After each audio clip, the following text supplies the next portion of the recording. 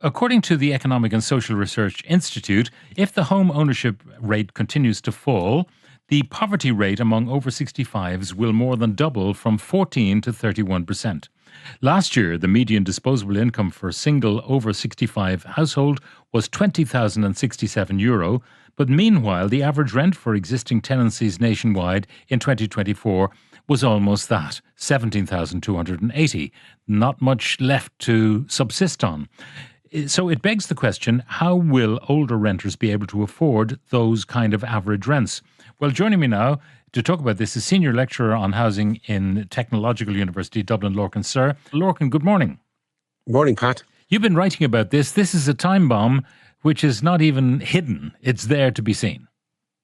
Yes, indeed, Pat. And I've been raising this for a number of years, and ministers have not only not deflected, they haven't deflected the issue, they just haven't addressed it at all. And that's, since 2006, 2012, we've seen our rates of home ownership plummet. And whereas we used to be 81% home ownership, we're now about 65%, the same as the US and the UK, which is not really places you want to be. And that's all very well. But you need to subdivide that down. It's slightly different if you're a 25-year-old and you're renting. It's very different if you're a 65 or a 75 or even older person renting, because at 25, you're kind of looking forward in your career to your wages going up or your income going up, your promotion and all that kind of stuff. When you are a lot older, obviously, in particular if you're on a pension, the rate of increase that you can look forward to is very minimal, whereas the rate of rent increase that you can look forward to is quite substantial. So that means that these people are really, these older renters as a cohort are incredibly vulnerable to eviction and to rent increases and to not be able to afford the rent. And the question then is, well, how are these people renting going to be able to afford to live on a modest state pension? And the problem is, if you've got limited income, normally you would expect the local authorities would be providing accommodation. To what extent are they at all? We know they're not building very much and they're subcontracting the building of what they do build. To what extent are they providing accommodation for this sector?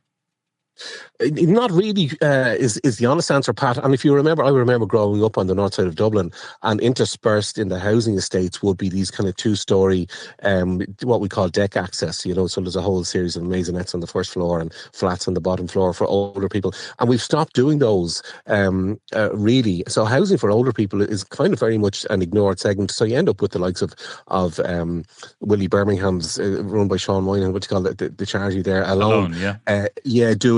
Doing a lot of the heavy lifting there. But also, you might have a situation where an older person isn't entitled to help from the state because they earn that little bit too much, but yet still can't afford the rent. And of course, there's nothing to look forward to in terms of salary increases and that because they're retired. So there's a whole cohort there that are, outside the what you might call the trawl, the net of the safety net from the state, but yet are still incredibly vulnerable. And it's not just financial vulnerability, Pat, it's also the security of tenure. So in other words, the reasons whereby you can be legitimately and legally asked to leave your house. And that's all very well when you're 25. As you get older, it's things like marriage breakup, losing jobs, but also health as you get older is a big determinant. There are extra issues that older renters have that younger people don't have. And only for the likes of Alone, the state would be doing an awful lot worse. So we do need a kind of a focus on this. Nobody has asked this question. There's a huge emphasis on, building thousands of apartments for rent. And that means that there's going to be fewer houses for sale out there to buy for younger people. So increasingly, there's going to be more and more people who are now, say, in their 40s, who are going to find themselves on retirement in this situation where they're renting. Lorcan, because the emphasis is on the wrong thing. Aren't councils supposed to prepare some sort of a housing need and demand assessment for each of the council areas so that they know the kind of people they need to house and how they should plan for that? Do they do that? They do, and they're obliged to do that under legislation for 10 years so that each council will know that, the age profile of the population or the type of housing that they will need in the future. But it doesn't do any analysis by tenure, in other words, by how much housing they're going to need by sale or for rent. So what you see increasingly, particularly in the large urban areas around Dublin, like in the last 3 years, about 95% of all new housing, Pat, has been housing for rent and not for sale. So it's really difficult for councils then to say, well, how are we going to provide housing for older people when the vast majority of it is it for rent? And of course, they can't afford these rents. And of course, what's happening is the councils are actually buying, they're paying the rent in some of these new blocks. built by whatever funds or developers have built these things, which is a nice little earner for the developer, but for the council, it's good money after bad. It is absolutely, and you'd build like for the price of it, you'd build 3 council houses for the price of the rent that you're buying over a small number of years. So it's very expensive, but for the councils, it's a quick solution because they can go out and buy brand new apartments. And the irony then, of course, is you also have councils going out and buying second-hand houses around the city, which in many cases were ex-council houses themselves in the first place. So you have this kind of convoluted policy, but nowhere really is putting a focus on older people as a specific housing cohort, really. And there's something in the programme for government about people who own homes and keeping in their homes, but it's very vague and it's very aspirational and it's kind of meaningless in a way. So we really need a kind of a better emphasis on the increasing number of people. Like there's 17,000 people, which, you know, people say that's not a lot. It's actually a huge amount of people out there who are older in the rental sector. And ultimately what's going to happen is the taxpayer is going to put their hand in their pocket to help supplement the rent through half the housing assistance payment.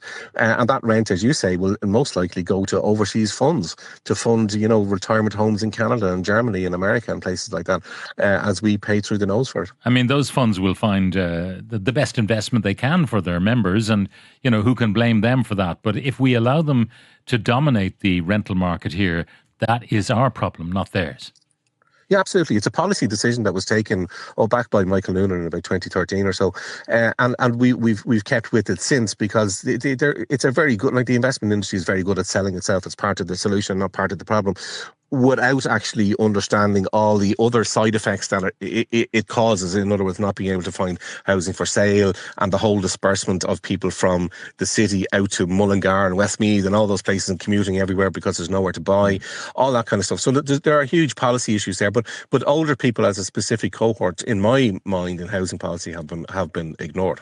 And the other point you've made about older people who have perhaps ownership of a large house, you say they're, you know, almost being viewed as bed blockers. Why don't you get out of that big house and move to something smaller and allow a family to move in where you no longer need the space?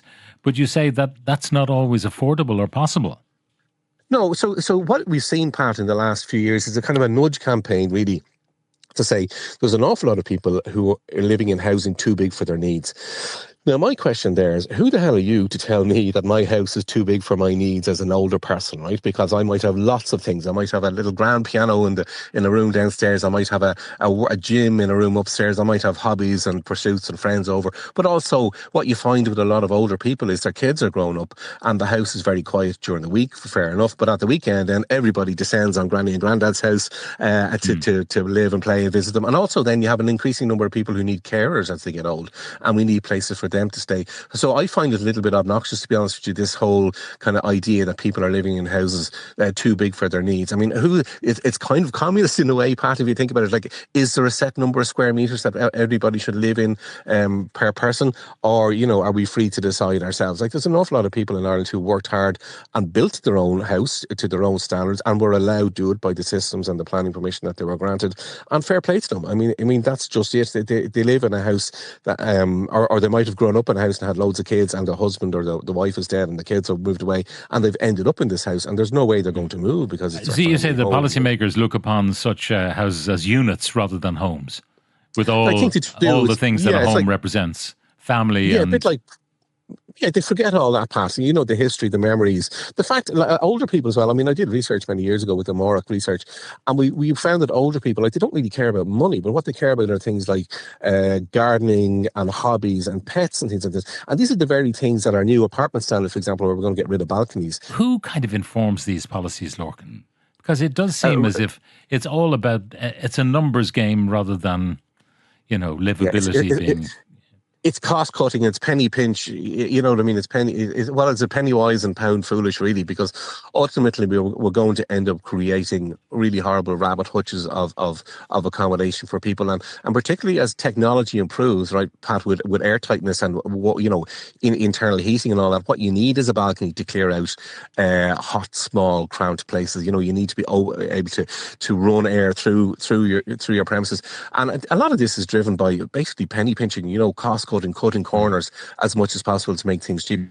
Now, look, there's nothing new in all this. I was writing about Irish workhouses last week for a book coming out later on this year, and there was the same practice going on in the 1830s and 1840s. So there's nothing new here really, but it's a shame that we know so much more about the importance of our built environment and our housing to our mental and physical health, and we're still doing at this crack.